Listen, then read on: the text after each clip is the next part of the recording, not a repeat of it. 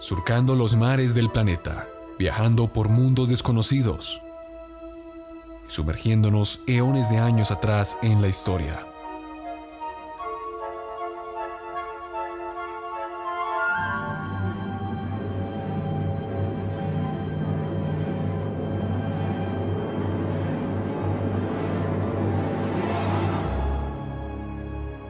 Bienvenido, estás a bordo del Nostromo.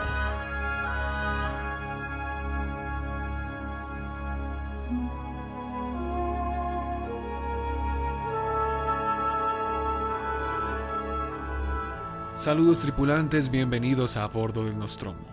Estoy muy contento, pues la reacción que tuvo el episodio pasado acerca del holandés errante, de nuestra nueva sección de A Bordo del Nostromo llamada Historia del Abismo, ha tenido muy buena acogida por parte del público. Así que les agradezco. Continuaremos haciendo este programa cada domingo como lo hicimos la semana pasada. Muchas gracias por estar apoyando y para los que les gusta todavía el podcast se mantendrá esta sección que es la principal de este canal. Así que, como el programa del día de hoy es muy largo, no quería enrollarme con más cosas y simplemente quería darle las gracias a todos ustedes por el apoyo que he recibido en este tiempo con la nueva sección que ha estrenado el canal. Así que yo soy Juan Manuel Correa, periodista y aficionado a la historia que los llevará en un viaje a través del tiempo y el espacio en búsqueda de las historias más interesantes, más curiosas y más intrigantes que la historia de la humanidad nos tiene para ofrecer. ¡Comencemos!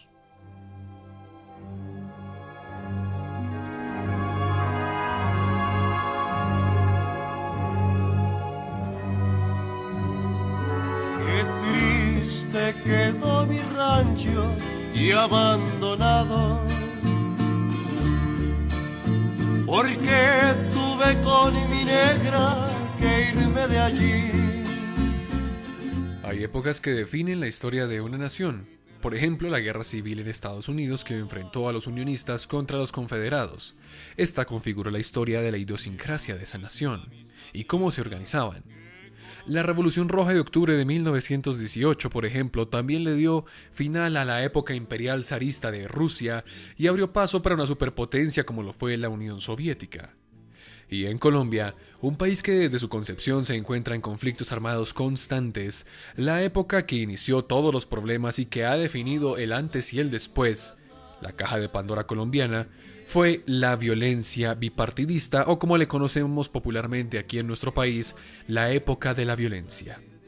Se le conoce la época de la violencia al periodo comprendido entre 1948 y 1957, en el cual se enfrentaron sin declararse una guerra civil de manera propia los simpatizantes de los dos principales partidos políticos de aquella época, por un lado el Partido Conservador y por el otro el Liberal, ambos con sus ideologías totalmente contrarias, el azul y el rojo, dos extremos que se hicieron mucho daño mutuo en una confrontación no directa que también le hizo mucho daño al país. Ahora imagínese que Colombia, mi país donde yo vivo, siempre ha estado marcado por la guerra y la violencia.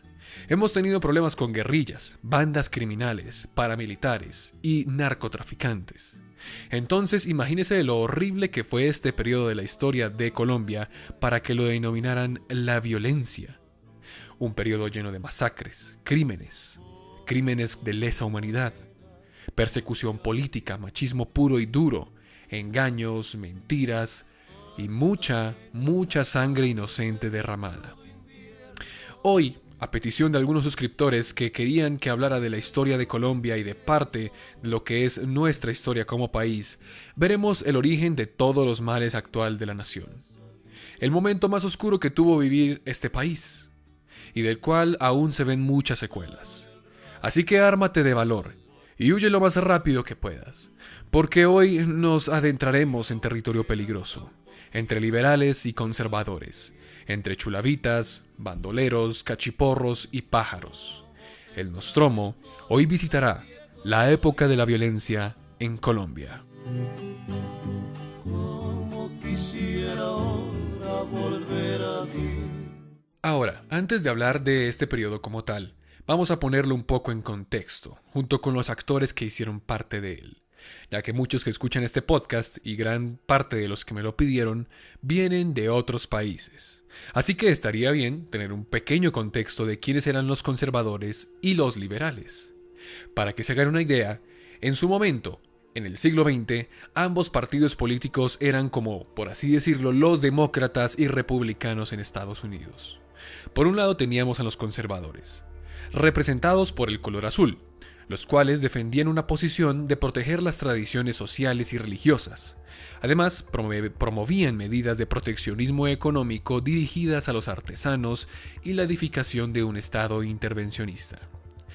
Del otro lado estaban los liberales, representados por el color rojo, los cuales se denominaban socialdemócratas. Creían también en el libre mercado, pero sus políticas eran más de izquierda, más liberales, como su nombre lo indica. Ahora, hay que entender que este era el panorama que se vivía antes de 1948, época en la que empieza el periodo de la violencia. Es decir, dos partidos, azul y rojo, izquierda y derecha. No había otra alternativa política, o bueno, los había como el partido UNIR, u otros partidos, pero que no tenían una representación tan grande ni tanto poder en las altas esferas de la sociedad y de la política. Es decir, o estabas en un bando o estabas en otro. Ahora hay que entender que a nivel internacional se acaba de terminar también la Segunda Guerra Mundial y empezamos a entrar en un paradigma distinto. Ya se inician los primeros vientos de lo que va a ser la Guerra Fría, y los conflictos entre izquierda y derecha, no solo en Colombia, sino en todo el mundo, empiezan a aflorar.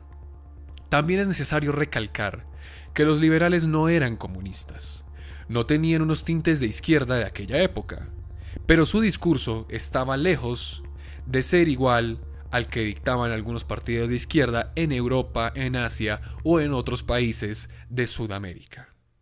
Por otro lado, lo que mucha gente suele olvidar es que durante esta confrontación que se avecinaba, también participó del lado liberal el Partido Comunista Colombiano, que estos sí eran de izquierda pura, que más adelante explicaremos un poco más acerca de él y por qué fue tan importante durante esta época.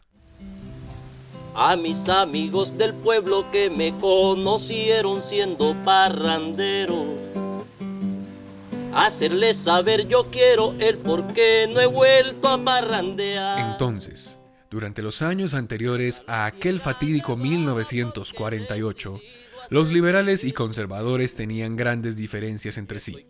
Se dice que este proceso se empieza a dar desde 1930, ya que en este momento en el cual se acaba lo que se conoció como la gran hegemonía conservadora, es decir, que el Partido Conservador se había quedado con el poder de la presidencia desde 1886 hasta 1930, año en el cual fue elegido el liberal Enrique Olaya Herrera.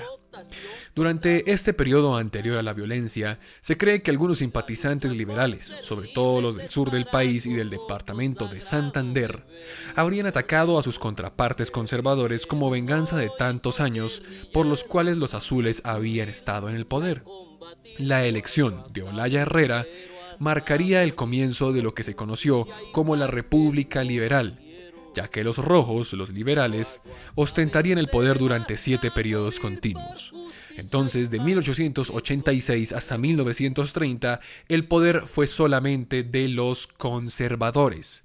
Y de 1930, en los siguientes 7 periodos continuos, fueron solo liberales los presidentes los que estuvieron en el poder. Marcado, por supuesto, iniciando desde la presidencia de Enrique Olaya Herrera. Una de las presidencias liberales, la de 1944, la tendría Alfonso López Pumarejo, quien ya había estado en el poder unos años atrás. Sin embargo, este no pudo mantenerse mucho tiempo en el poder, ya que, digamos que, tuvo que salir, ya que el mismo Partido Liberal lo empezó a cuestionar por su mal manejo y corrupción excesiva. A este, por supuesto, una vez se fue, le sucedió Alberto Lleras Camargo, quien convocaría a elecciones en 1946. Y es aquí donde prácticamente inicia nuestra historia, ya que a las elecciones de 1946 se presentaron 2 principales candidatos, uno de cada partido. Por el lado conservador se presentó Mariano Ospina Pérez, que encabezó un fuerte partido conservador que estaba unido y que buscaba llevarse la presidencia. Y por el lado liberal había otro personaje, y ojo con este personaje, porque es muy importante. Del lado liberal se presentaría Jorge Eliezer Gaitán. Y digo que pongan cuidado al nombre de este señor porque es muy importante. Tal vez es uno de los hombres más influyentes e importantes de la historia de Colombia. Gaitán, a diferencia del resto de políticos de la época, incluyendo a los de su propio partido, era lo que conocemos en inglés como un outsider, ¿sí? Que no hacía parte de una clase política o de familias oligárquicas políticas tradicionales. Un no deseable. Porque, como les digo, este no venía de familias que hicieran partes de la oligarquía y de los que mantenían el poder en aquella época. Esto lo convirtió en favorito del pueblo, ya que además utilizó su gran carisma para formar una campaña populista. La gente lo adoraba, era un gran líder, que había sido alcalde de Bogotá, la capital de Colombia, años antes, y logró muchas cosas, sobre todo en materia de cultura ciudadana, durante su mandato. Sin embargo, no todos los que estaban dentro del Partido Liberal, el partido de Gaitán, estaban de acuerdo con su ascenso estrepitoso. Esto empezó a generar una fragmentación dentro de los rojos, lo cual generó una cierta contienda entre ellos. Y como en cualquier contienda presidencial, se generó fricción entre los seguidores de ambos partidos. Aquí empieza parte del gran odio entre azules y rojos, entre conservadores y liberales. De hecho, como dato curioso, el odio era tal que los dos principales equipos de fútbol de la capital de Colombia, de Bogotá, los cuales son Millonarios y Santa Fe, azul y rojo, se convirtieron en símbolos que representaban ambos partidos. Conservador, es decir, el azul de Millonarios, y liberal, el rojo de Santa Fe. De ahí viene parte de la histórica rivalidad entre ambos equipos en lo que conocemos nosotros como el clásico capitalino. Pero bueno, eso es un tema para otro momento. Lo que quiero que entiendan es que en aquel periodo de elecciones de 1946 se empezaron a presentar pequeños enfrentamientos localizados entre simpatizantes de ambos partidos. Y ese mismo año, el conservador Mariano Ospina se alzaría como un vencedor. Esto dejó muy mal planteado a los liberales y abrió una herida dentro de sus simpatizantes en el país. Esta es la antesala para lo que sucedería el fatídico 9 de abril de 1948, el catalizador de todos los males, el inicio de la época de la violencia. Si eres colombiano, si eres colombiano, si eres colombiano, lo tienes que probar. Este es el momento, este es el momento, este es el momento, la patria hay que salvar. A la presidencia, a la presidencia, a la presidencia, Gaitán tiene que ir. El pueblo lo quiere, el pueblo lo quiere. Esta fecha, 9 de abril de 1948, no se nos puede olvidar. Y menos si eres colombiano. Y si no lo eres, también guárdatela en la cabeza, porque ese día, el 9 de abril de 1948, Colombia murió. Murió porque se abrió una herida mortal que hasta el día de hoy no se ha cerrado. Y hoy en día, la nación, aún moribunda, busca cómo cauterizarla. Ese 9 de abril, luego de salir de su despacho de abogado, el doctor Jorge Eliezer Gaitán, el gran líder carismático que había caldeado y dado esperanza a seguidores liberales, fue asesinado frente a su despacho por Juan Roa Sierra. Aún no se sabe a ciencia cierta quién fue quien lo mandó a matar. Hay incluso teorías conspirativas que apuntan a la CIA, a Cuba, a la Unión Soviética, conservadores, los mismos liberales, etc.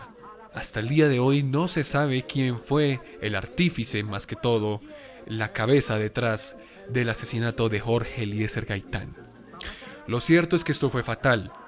Tras el asesinato, se disparó ese mismo día lo que se conoció como el Bogotazo. A este hecho podemos hacerle un capítulo entero, pues hay mucha tela de dónde cortar, pero nos limitaremos a decir que ese día, en el cual por pura casualidad también se estaba fundando la OEA en Bogotá, la ciudad quedaría hecha trizas. Bogotá, la cual muchos comparaban con la Londres de Latinoamérica, quedó en el más absoluto caos y destruida, producto de las turbas enfurecidas luego de que Gaitán fuera asesinado. Simpatizantes de ambos bandos se hicieron a las armas, y esa noche, esa horrible noche del 9 de abril, jamás se va a olvidar. Como dato curioso, mi abuela, que en paz descanse, recuerda que la noticia del asesinato de Gaitán fue devastadora, y que incluso ella, junto con su familia, se llenó de pavor, pues sabían lo que se iba a avecinar. El caso es que al día siguiente, Bogotá estaba lleno de destrozos, repleta sus calles de cadáveres.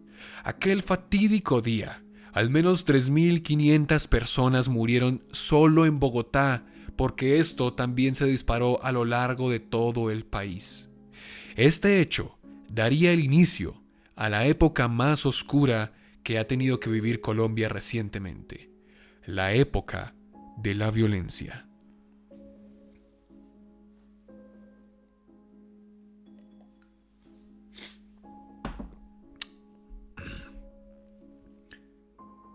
El gobierno de Mariano Ospina lograría aplastar la revuelta que se dio después del Bogotazo y conservaría el poder hasta 1950.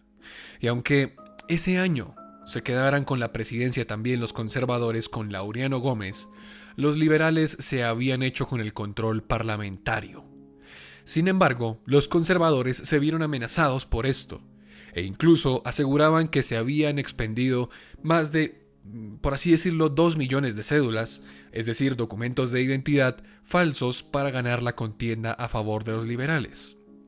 Esto incrementó el enfrentamiento verbal entre ambos partidos y de las palabras pasaron a las armas. La violencia, es decir, este periodo, no es una guerra civil, pero podríamos decir que es una guerra civil no declarada, ya que nunca se enfrentaron los dos partidos directamente, sino que armaron a otros para que combatieran en su nombre. Es así como los conservadores, por debajo de la mesa, arman a un grupo paramilitar conocido como los Pájaros, en la región del Valle del Cauca. Estos pájaros sembraban el terror durante esos años en la región, persiguiendo a todo aquel que se considerara liberal.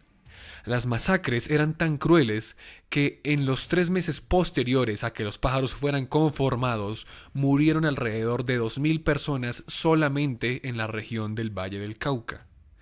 Esta historia se puede apreciar mejor, si usted quiere profundizar, en una novela llamada Cóndores no entierran todos los días, de el gran Gustavo Álvarez Gardiazabal. Ahora, como efecto lógico, la política de represión a ultranza provocó la conformación de guerrillas liberales para oponerse al autoritarismo del gobierno conservador y sus paramilitares.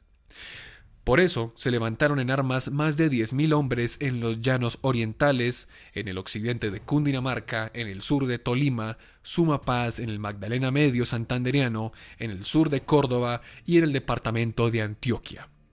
Además de dichas agrupaciones, en Tolima y Cundinamarca se conformaron grupos armados irregulares ligados al Partido Comunista. De este era el que ya habíamos hablado antes. Aquí no solamente los liberales tenían sus grupos guerrilleros, sino que los comunistas también los tenían. Téngalos ahí, porque más adelante vamos a hablar de estos grupos guerrilleros comunistas que se pusieron a las armas en contraoposición a las políticas conservadoras y a sus paramilitares. Ahora, para enfrentar los sectores afines al gobierno, armaron las contraguerrillas o guerrillas de paz, es decir, los conservadores fundaron unas guerrillas que se llamaban las guerrillas de paz. Mientras el ejército, que se suponía que tenía que estar ahí, ajeno hasta entonces, era movilizado para enfrentar la caótica situación frente a la cual la policía se mostraba imponente. Ya no había policía que pudiese contener como dicen los mexicanos, el desmadre que había en Colombia en aquel entonces. Por lo tanto, tuvieron que mandar a los militares. A partir de entonces, las áreas rurales de todo el país fueron sumamente devastadas, debido a las campañas de pacificación en las que las unidades mixtas del ejército, la policía y paramilitares conservadores practicaban la táctica de tierra arrasada, mientras que las guerrillas liberales y comunistas respondían con creciente brutalidad, arrasando zonas de predominio conservador, robando, matando y saqueando todo lo que se encontraran. En el curso de una de las mayores campañas de contraguerrilla efectuada en abril de 1952 en la zona rural del Líbano, que queda en Tolima, alrededor de 1.500 personas fueron asesinadas por fuerzas gubernamentales, los conservadores. Sin embargo, la brutalidad de la represión solo redundó en que se fortaleciera la insurgencia liberal, que se vio favorecida también por el hecho de que las fuerzas militares no estaban preparadas para un conflicto de guerrillas de esta magnitud. La fuerza adquirida por estos grupos quedó de manifiesto el 12 de julio de 1952, cuando las cuadrillas del Llano, al mando de Guadalupe Salcedo, emboscaron a una columna de 100 efectivos del ejército en un lugar que se le llama Turpial, que queda en el departamento del Meta, y dieron de baja a 96 soldados. Ahora, luego, en agosto de 1952, y promovida por el Partido Comunista Colombiano, se da la Conferencia Guerrillera Nacional en la vereda cercana a Biotá. A esta se le denomina la Conferencia de Boyacá o la primera conferencia del Movimiento Popular de Liberación Nacional. Aquí asistieron algunos guerrilleros liberales de Antioquia y Santander y otros grupos liberales y comunistas que operaban en el departamento del Tolima y en Cundinamarca. Estos grupos armados trataban de coordinar sus acciones, que hasta entonces habían sido limitadas a algunas áreas, para que la pudieran enfocar toda contra los conservadores. El 31 de diciembre de 1952, una gruesa columna de rebeldes trató de tomarse por asalto la base aérea de Palenquero, que era, por supuesto, el corazón del dispositivo militar de las Fuerzas Armadas. Y si bien fue un fracaso, evidenció la creciente amenaza que suponían las guerrillas de izquierda, las liberales y las comunistas. Así se formaron muchos grupos militares y guerrilleros también. Los chulavitas, por ejemplo, que venían de la vereda de Chulavita del departamento de Boyacá, los cuales eran apoyados por el bando conservador.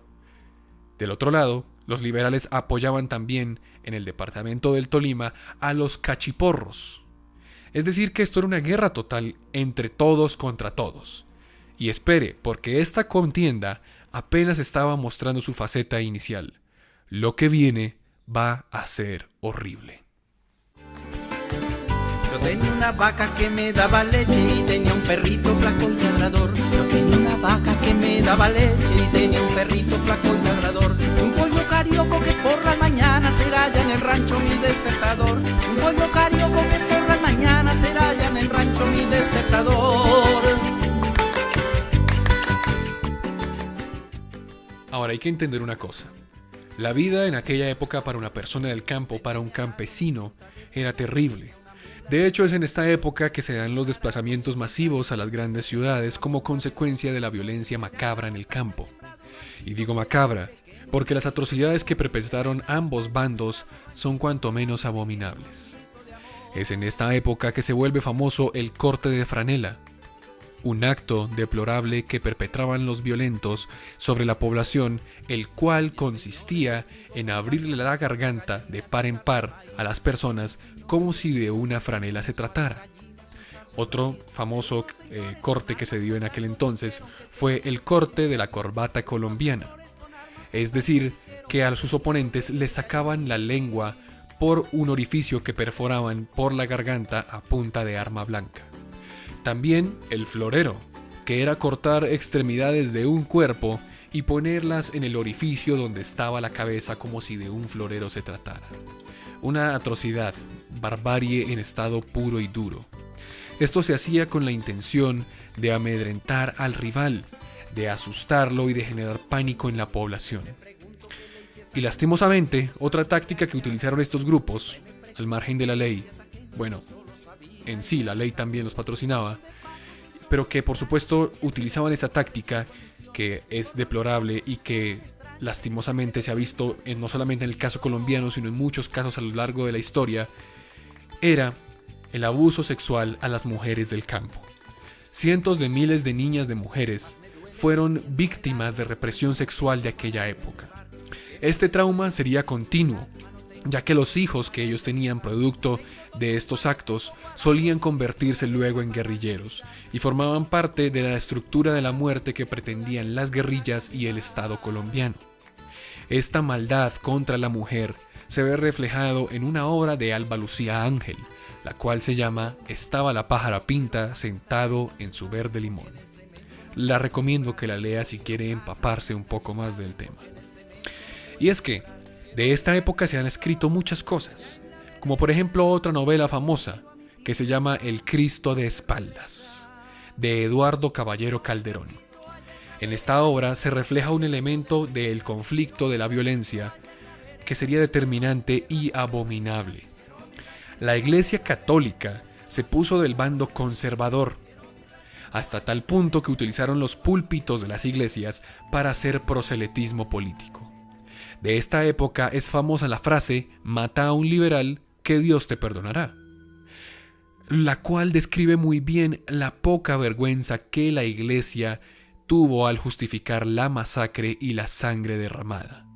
Se hizo la de las gafas durante la época de la violencia. Cuando más se necesitó la Iglesia Católica en Colombia, fue el momento donde se parcializó y se hizo la de la vista gorda, apoyando un bando, el conservador.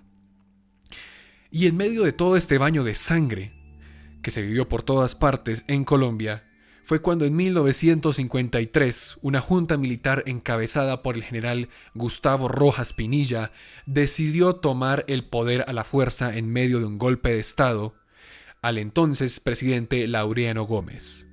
Cansados de la guerra civil que estaba desgastando al país, los militares se tomaron el poder. Concédese amnistía para los delitos políticos.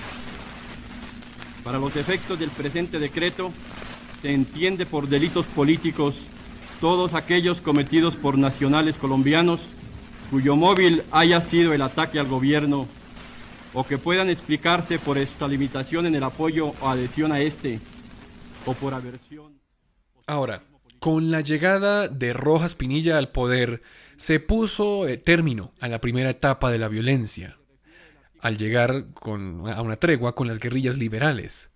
Pero la violencia partidista dio paso a una represión dictatorial por parte del régimen de Rojas Pinilla que incluyó censura de prensa y el bloqueo de toda forma de oposición, así como la persecución al proselitismo. Es decir, las cosas aún no mejoraban. Inmediatamente después del golpe de Estado, Rojas Pinilla buscó acercarse con los líderes de las guerrillas que había en ese entonces, sobre todo las liberales, a las cuales les garantizó supuestamente una amnistía. La mayoría se acogió a los términos de esta misma y se desmovilizaron entre agosto y octubre de 1953, desactivando la aguda situación de la violencia. La excepción fueron las cuadrillas marxistas que al mando de Jacobo Prías Álapé, que se le conocía como alias Charro Negro, siguieron combatiendo en el sur de Tolima y en el norte del Cauca, si bien eran bastante marginales, por supuesto. Sin embargo, menos de un año después, la masacre de junio de 1954, en la cual perecieron una decena de estudiantes en Bogotá, abrió un nuevo periodo de guerra.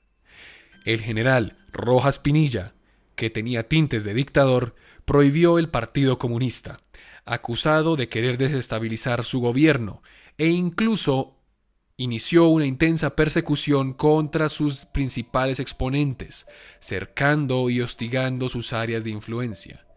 Todo esto culminó en una guerra a la cual se le conoció la Guerra de Villarica entre noviembre de 1954 y 1955. Podríamos hablar de esto en un futuro, pero por ahora quiero comentarles que 2 años después, en 1957, para ponerle fin a todo este periodo de la violencia, el Partido Liberal y el Conservador formaron una coalición llamada el Frente Nacional, Es decir, dijeron, venga, esto está terrible, esto es una matazón espantosa, un baño de sangre tenaz, hagamos un pacto para que ya no nos matemos entre nosotros.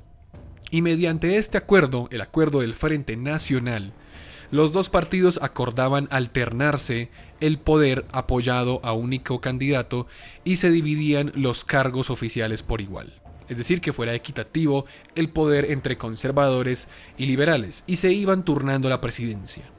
De esta manera se logró estabilizar la política por los siguientes 16 años. Una oposición no esperada se llevó a cabo por aquellos partidos que no habían sido involucrados en el acuerdo, como por ejemplo la Alianza Nacional Popular, organizado por supuesto, el que había sido el depuesto general Gustavo Rojas Pinilla. Es decir, vamos a turnarnos el poder entre los dos principales partidos, pero a los demás partidos, pues, que se jodan, como dicen por ahí. Y es que pronto el descontento de los campesinos, que se habían visto defraudados con sus esperanzas en el acuerdo bipartidista, que se había asumido por parte de todas las esferas de la ley, empezaron a formarse grupos que no estaban de acuerdo, a los cuales se les denominaron los bandoleros. Y del otro, por los proyectos políticos revolucionarios emergentes o comunistas de Cuba, empezaron a fundarse algunas guerrillas que serían muchísimo más nocivas para Colombia en un futuro lejano. Más adelante hablaremos de eso. En efecto, la paz no vino acompañada por reformas de fondo en el sector agrícola o la reparación de millones de víctimas despojadas en la violencia, lo que provocó que el conflicto por la tierra siguiera latente. Las tensiones, producto del surgimiento de nuevos movimientos sociales, tampoco hallaron un marco de respuesta adecuada desde el poder, ejercido por el partido bipartidista del Frente Nacional. Esto a la larga se convirtió en un caldo de cultivo para un nuevo conflicto armado. Los temores propios de la Guerra Fría y la idea de que la Revolución Cubana se acabaría extendiendo por todo el continente hicieron el resto de estragos. Esto pasó en muchas partes de América Latina y es prácticamente el manual de la Doctrina de Seguridad Nacional de Estados Unidos y su Plan Cóndor que empezó a poner en diferentes partes de Latinoamérica. Si no sabe de lo que se trata, fue un plan o una doctrina que Estados Unidos puso sobre los países latinoamericanos para que el comunismo no avanzara por el continente. Y es que así, en efecto, Estados Unidos promocionó esta doctrina de seguridad nacional, un concepto utilizado para definir ciertas acciones de la política exterior estadounidense tendientes que las Fuerzas Armadas de los países latinoamericanos modificaran su misión para dedicarse con exclusividad a garantizar el orden interno con el fin de combatir aquellas ideologías comunistas de organizaciones o movimientos que cada país podían tener en medio del enfrentamiento ideológico contra la Unión Soviética. Y esto, como les digo, no solamente pasó en Colombia, pasó en todas partes de Latinoamérica. De ahí vienen las grandes dictaduras. Y esto es producto de lo que se vino a caldear antes en la época de la violencia. Aquí ya vamos a entrar en otra época, que si quieren más adelante lo vamos a tratar en otro podcast. Pero lo que yo quiero que entiendan es que el entrenamiento brindado a los distintos ejércitos latinoamericanos en tácticas de contrainsurgencia en las escuelas de las Américas en Panamá, que es uno de los episodios más ilustrativos de este fenómeno, marca fin al periodo de la violencia, pero por supuesto es consecuencia de todo este baño de sangre que se vivió en la época más oscura de Colombia. Qué triste quedó mi rancho y abandonado. Y así termina el relato del día de hoy, uno muy oscuro. Para finalizar quisiera decir que las consecuencias que trajo este conflicto para el país fueron grandes.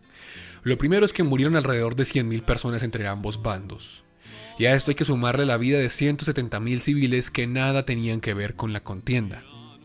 Aunque estas cifras, por supuesto, están sujetas a cambios, pues no se sabe con exactitud la magnitud de la barbarie que se dio durante aquel entonces. Hoy en día se sigue buscando dar verdad a las víctimas de ese conflicto. Ahora, el 11 de enero de 1960 fue asesinado en las calles de Gaitanía, Tolima, el principal líder comunista de la región. ¿Se acuerdan de alias Charro Negro? Jacobo Prías Álape. Bueno, lo asesinaron.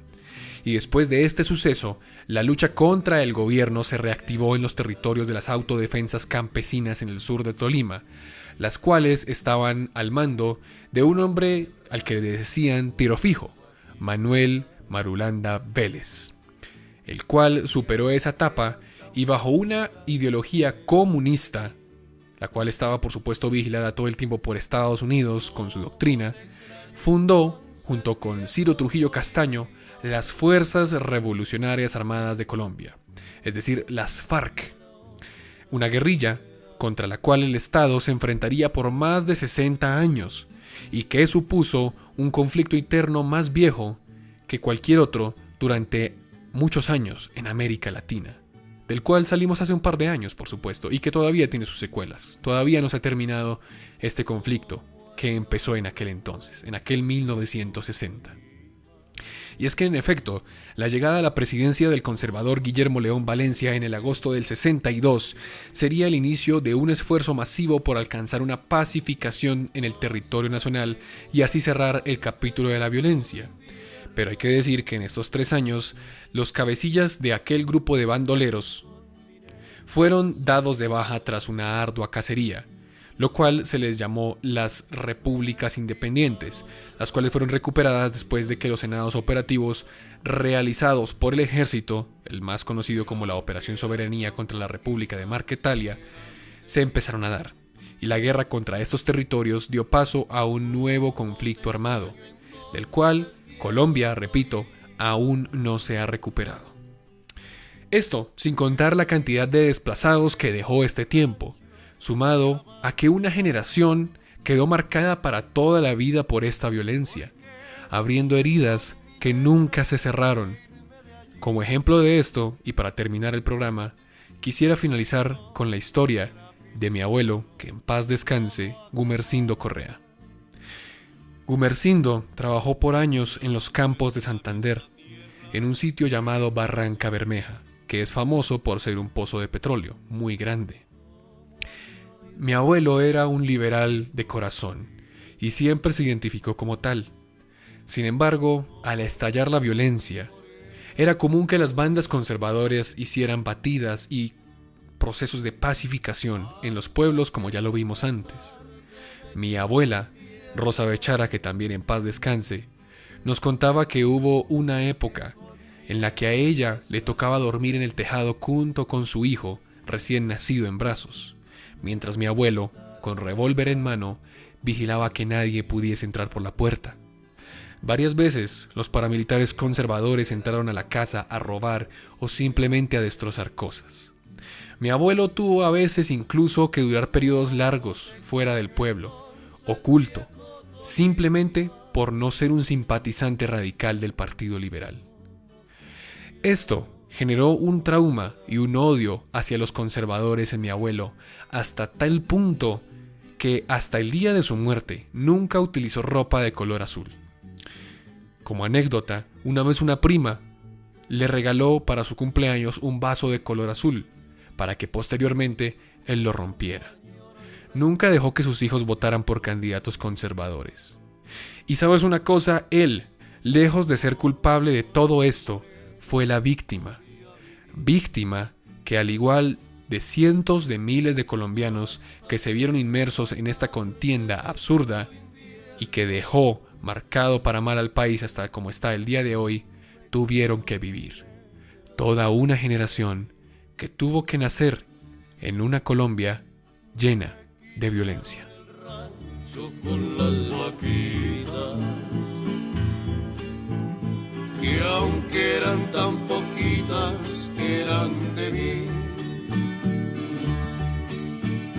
Cómo te extraño entonces, viejo Tolima, cómo quisiera ahora volver a ti.